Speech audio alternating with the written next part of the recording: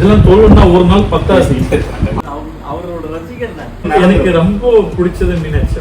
12-13 வருஷம் ரொம்ப கஷ்டப்பட்டிருக்கேன். இயற்கையை காப்பாத்துறதுக்கு ஒரு லட்சணம் வைக்கணும். நிஜமா இந்த உலகம் அந்த அம்மா இந்த பச்சை மாதிரி ஆக்கணும்னு எனக்கு.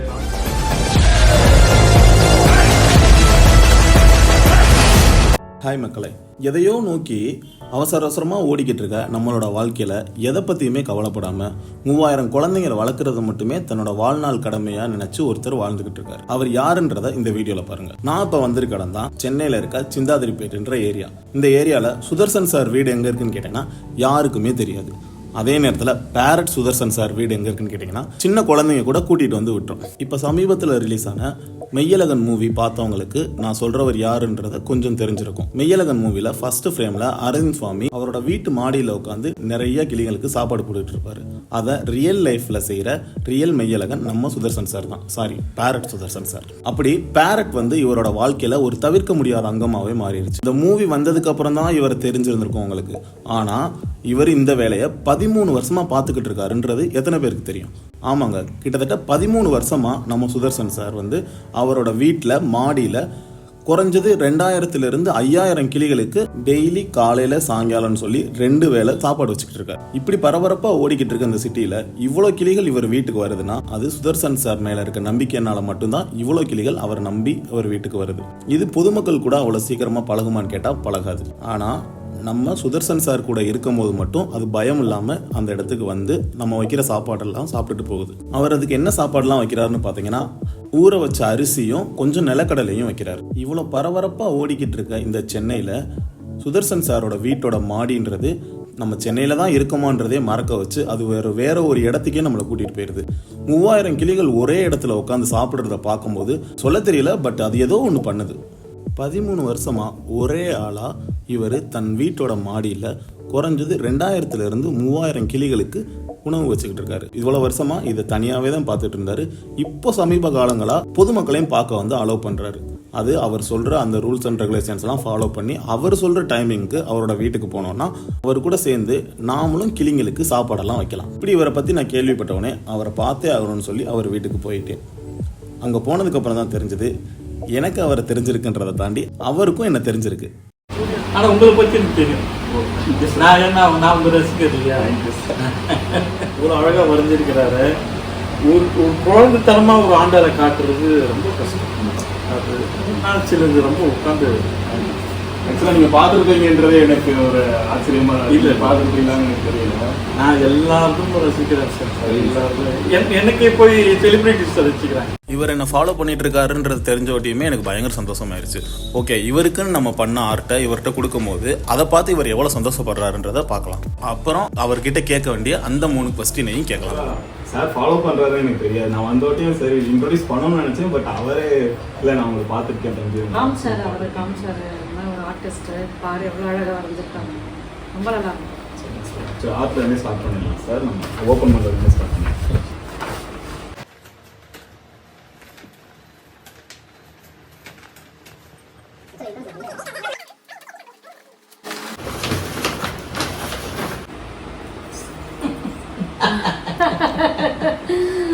டிஃபரெண்டா இருக்கு பாருங்க. இது இந்த மாதிரி ஆர்ட் தான் வரைவாரு. ஒரு எங்க காட்டுவாங்க. ஒரு சின்ன குழந்தைங்களாட்ட காட்டுறது. சிபி ஸ்டைல். ஆக்சுவலா இது என்ன ஸ்டைல் இருக்குன்னா சிபின்னு சொல்லி ஜாப்பனீஸ் ஸ்டைல். அது வந்து நம்ம ட்ரெடிஷன்ல நான் நினைச்சேன் கிளிங்களுக்கு பெரிய கண்ணு போட்டுட்டு இருப்பீங்க. ரொம்ப நைஸ், சோ நைஸ். இல்ல இது இந்த கண்ணை வந்து ஆக்சுவலா கண்ணு அது பார்க்க குழந்தைங்களுக்கு பிடிக்கும். இந்த எக்ஸ்பிரஷன் நான் எப்போ போடுவேன்னு கேட்டீங்கன்னா எக்ஸ்ட்ரீமான ஹாப்பியை காட்டும் போது நம்ம கண்ணு தெரியாது, நம்மளோட ஸ்மைல் வந்து இது ஆக்சுவலா மீனாட்சி. நான் வந்து மதுரையில இருந்து தான் வரேன்.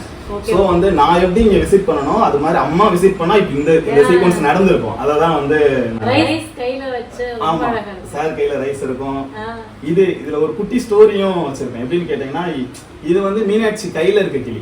அவங்க கிட்ட எப்பயுமே ஒரு கிளி இருக்கும்ல. இங்க வந்து இவ்வளவு கிளியை பார்த்து அது இம்ப்ரெஸ் பண்ணுது. அந்த கிளியை பார்த்து பாத்தியா நீ ஏதாவது எப்படி அவங்க மீட் பண்றதா நீ என்கிட்ட வந்து சொல்லு, நான் உன்னை கூட்டி போறேன்ற மாதிரி. இப்ப கூட நீங்க ஒரு கதை சொன்னீங்கல்ல, லைக் லவ்வர்ஸ் எல்லாம் வராங்க. அது வந்து இங்க வந்து ஒரு பேர் அதை இம்ப்ரெஸ் பண்ற மாதிரி அவ்வளவு சந்தோஷப்படுறாங்க. மீனாட்சி அம்மா வந்து கிளிங்களுக்கு சாப்பாடு போடுறத பார்த்து அவ்வளவு சந்தோஷப்படுறாங்க. குட்டி குட்டி சேட்டையெல்லாம் அருமையா. இந்த கிளி வந்து அம்மாவை பார்க்கும். ஆமா, அவங்களோட அந்த மணி பிடிச்சி இழுக்கும்.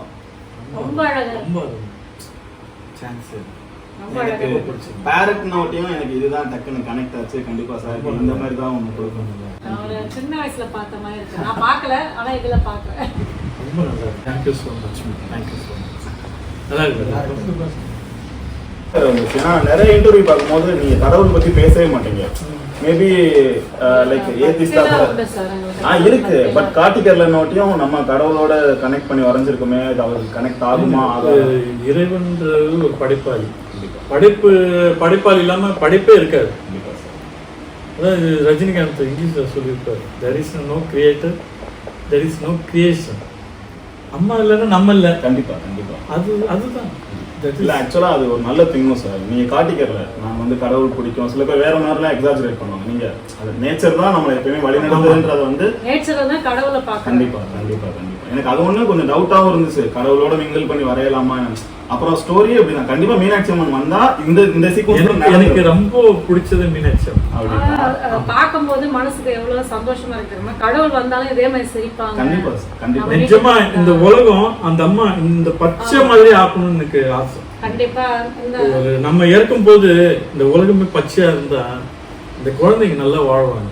வர குழந்தைங்க நம்மளும் ஒரு இதுக்கு ஒரு ஒரு இதுவா தள்ளி விட்ட மாதிரி கொஞ்சம் எனக்கும் ஒரு ஒப்பீனியன், மன இது திருப்தியா போகும். நம்ம மாதிரி பச்சையா இருக்கணும். நான் வந்து நேர்ல பார்க்கும்போது இந்த கிளி ரொம்ப கம்மி நான் வரைஞ்சது. எவ்வளவு கிளி இருக்கு, நான் இன்னும் நிறைய ஃபில் பண்ணிருக்கலான்ற மாதிரி எனக்கு தோணுது.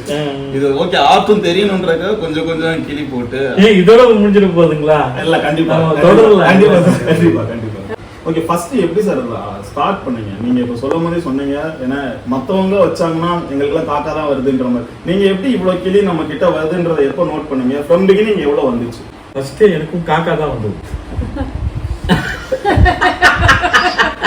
நான் காகத்துக்கு தான் உணவு அடிச்சேன்.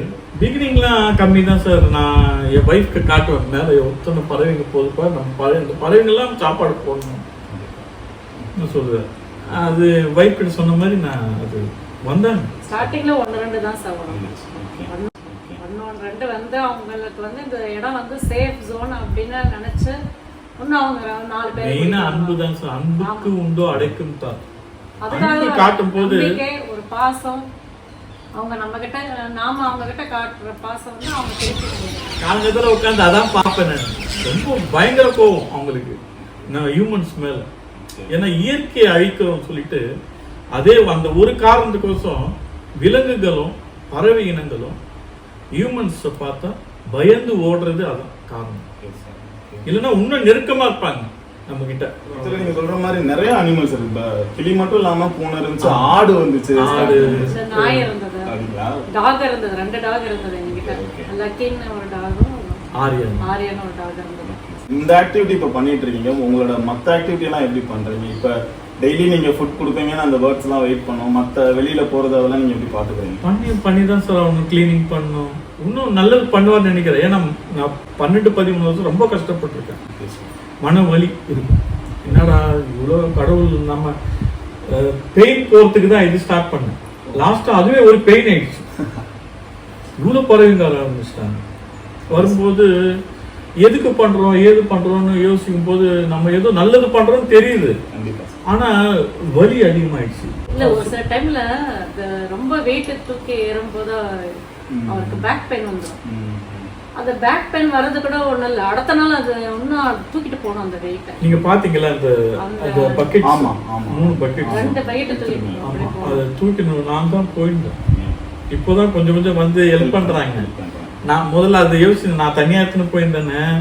இப்போ காலையில அவர் தான் தூக்கிட்டு போறாரு. இந்த சாலிங் டெம்பிள் படம் பார்த்திருப்பீங்க, ஒரு மொட்டை அந்த மாதிரி தான் தூக்கிட்டு போயிருந்தேன். அப்படிதான் நினைப்பேன், எனக்கு சாலிங் டெம்பிள் வேலை கொடுத்துட்டு இருக்கிறாரு இவரு நினைச்சு கஷ்டப்பட்டு நானே வைப்பேன். என் வைஃப் கூட அந்த அளவு வர மாட்டேன்ப்பா, அவளுக்கு நம்ம துன்புறுத்த கூடாது. எனக்கு உடம்பு சரியில்லைன்னா வருவா. இதெல்லாம் நம்ம பண்ற கடவுளுக்கு தெரியுது. நீ இவ்வளவு கஷ்டப்பட்ட, கொஞ்சம் உனக்கு நான் சப்போர்ட் கொடுக்குறேன். ஓகே, சொசைட்டிக்கு காமனா என்ன சொல்ல விரும்புறீங்க? நான் இத்தனை பறவைங்களுக்கு சாப்பாடு போறேன் சார். இதெல்லாம் நீங்க பண்ண முடியாது, பண்றது ரொம்ப கஷ்டம். கொஞ்சம் பறவைங்களுக்கு மீந்து போனதோ, சம்மர்ல தண்ணி வைக்கலாம் குழந்தைங்க. அது பறவை இனம் விலங்குகள் வாழ்ந்தாதான் நம்ம உயிரினம் வாழ முடியும். நம்ம ஏன்னா இயற்கையோட வாழ்றது அவங்க ஒண்டிதான். நாம போய் ஏசி இல்லாம வாழ முடியல. சம்மர்ல ஏசியை தேடி ஓடுறோம். அதே மரங்களோட நிழலை தேடி ஓடுறோம். மரங்கள் எங்க இருக்குது? அது என்ன பண்ணணும், மரங்கள் நட்டோம்னா பறவை இனத்துக்கு வீடு கிடைக்கும், அவங்களுக்கும் குடும்பம் இருக்குது. ஒரு மரத்துல எத்தனையோ பறவைங்க வீடு கட்டி வாழுது, உணவு கிடைக்குது, நம்மளுக்கு ஷெல்டர் கிடைக்குது, ஆக்சிஜன் குழந்தைங்களுக்கு கிடைக்கும், நம்ம வாரிசுங்களுக்கு ஆக்சிஜன் கிடைக்கும், நல்ல காற்று, இயற்கை காற்று கிடைக்கும். மனித இனம் இருக்கணும்னா இயற்கை, பறவை, மனிதன் இதெல்லாம் தொடர்பு இருக்கு. இதுல ஒண்ணு கட்டானா கூட எல்லாமே கட்டாயிடும். கண்டிப்பா கண்டிப்பா அது நம்ம வர குழந்தைங்களுக்கு அது மஸ்டா சொல்லி தரணும். இதெல்லாம் சொல்லணும்னா ஒரு நாள் பத்தாது. ஆமா, அது அதனால நான் ஷார்ட்டா என்ன சொல்றேன்னா, மரங்கள் நட்டிங்கன்னா குளோபல் வார்மிங் வராது, குழந்தைங்களுக்கு இயற்கையான காற்று கிடைக்கும், அதே பறவைங்களுக்கு உணவு கிடைக்கும், பறவை இனமும் வாழும். ஏன்னா நீங்க மரங்கள் கொஞ்சம் பறவைங்களுக்கு கொஞ்சம் நட்டு வாழ வச்சாலும் அந்த பறவைங்க நிறைய மரத்தை நடுவாங்க. அவங்களுக்கு அந்த மரத்துலயே ஃபுட்டு கிடைக்குது, விதை கிடைக்குது, அவங்களே தூவிடுவாங்க. அவங்க தூவின விதையை நானே 2000 மரம் நட்டிருக்கேன். ஆமா, நானே 2000 மரம் போயிட்டு அந்த மாதிரி நம்ம குழந்தைங்களுக்கு சொல்லி கொடுத்தோம்னா இயற்கையை காப்பாற்றலாம். நெக்ஸ்ட் ஜெனரேஷனை நம்ம வாழ வைக்கணும்னா இதுதான், வேற வழி இல்லை. தேங்க்யூ சார், மீட் பண்ணதுக்கு ரொம்ப ரொம்ப நன்றி. உங்களுக்கு பிடிச்சிருக்கும் நம்புறேன். நான் அந்த ஆர்ட் ரொம்ப ரொம்ப ரொம்ப ஹாப்பிங்க. எனக்கு என்ன ரொம்ப வர்ணிச்சிருக்கீங்க. இந்த சிரிப்பு தான் எனக்கு ரொம்ப பிடிச்சிருக்கு. இந்த சிரிப்பு எப்பவுமே நிலைச்சிருக்கணும். எங்க வீட்டுக்கு வந்த அவ்வளவு சந்தோஷமோட வந்திருக்காங்க. கண்டிப்பா கண்டிப்பா. ஆக்சுவலா நான் பாக்குறேன். கண்டிப்பா நான் மதுரையில இருந்தோடனே வரும்போது நான் எங்க அம்மாவையும் கூட்டிட்டு வந்தேன். அதுதான் நம்ம வாழ்ந்துகிட்டு இருக்க இதே ஊர்ல இப்படிப்பட்ட மனுஷங்களும் வாழ்ந்துகிட்டு இருக்காங்கன்றத நினைக்கும் போதே ஆச்சரியமாவும் சந்தோஷமாவும் இருக்கு. இவர் சொன்ன மாதிரி நம்மளால முடிஞ்ச அளவுக்கு பறவைங்களுக்கு உதவி பண்ற விதமா முடிஞ்ச அளவுக்கு சாப்பாடு, அட்லீஸ்ட் பறவைங்களுக்கு தண்ணியாவது வச்சு அவங்களோட தாகத்தை நம்ம போக்குவோம். நான் போட்டிருக்க இந்த வீடியோ உங்களுக்கு பிடிச்சிருந்துச்சுன்னா லைக் பண்ணுங்க, ஷேர் பண்ணுங்க, டெரிகோபி இந்த பேஜுக்கு சப்ஸ்கிரைப் பண்ணுங்க. அதே மாதிரி அந்த பெல் ஐக்கானையும் ஆன் பண்ணி வச்சுக்கோங்க. அப்பதான் நான் அடுத்தடுத்து வீடியோ போடும் போது என்னோட வீடியோ உங்க நோட்டிபிகேஷன்ல காட்டும். ஓகே, நெக்ஸ்ட் வீடியோல பார்க்கலாம். பாய்.